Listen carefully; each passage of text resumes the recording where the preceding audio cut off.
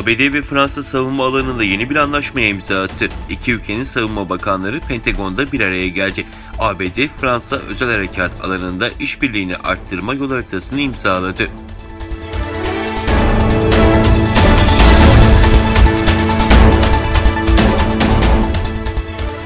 ABD Ticaret Bakanlığı 14 Çinli şirket olmak üzere 34 kuruluşu daha ekonomik kara listesine aldı.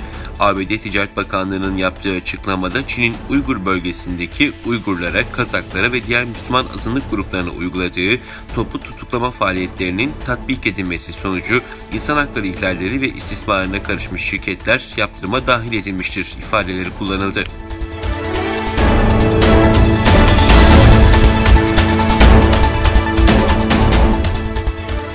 Irak'ta Şii Haçlı Şabi bünyesindeki Asayip Enli Hak Hareketi, ülkedeki ABD askerlerini çıkarmak için bütün diplomatik kanallarının tükendiğini belirterek Şii silahlı grupların ABD'ye karşı savaşmaktan başka seçeneği kalmadığını söyledi.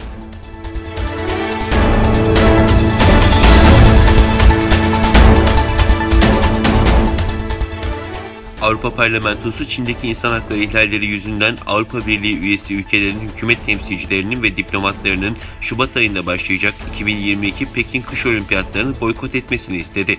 Bağlayıcı bir özelliği bulunmayan karar için genel kurulda yapılan oylamada 578 evet, 29 hayır ve 73 çekimser oy çıktı.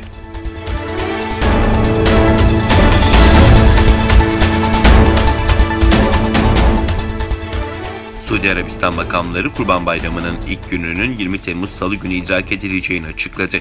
Açıklamada Hicri takvimin 12. ayının 10. gününe tekabül eden Kurban Bayramı'nın ilk gününün de 20 Temmuz Salı günü idrak edileceği belirtildi.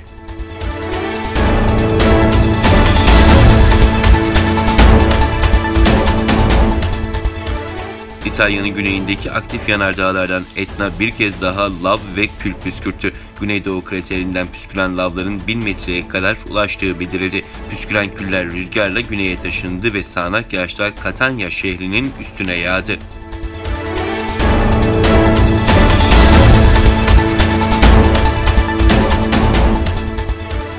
Özbekistan Uygur Kültür Merkezi Başkanı Halima Baratova yakalandığı Çin virüsü nedeniyle dünyaya gözlerini yumdu. Halima Baratova'nın vatansever ve sanatsever bir Uygur kızı olduğunu dile getiren Dünya Uygur Kurultayı eski başkanı Rabia Kadir, gurbetteki tüm Uygurlara başsağlığı diledi.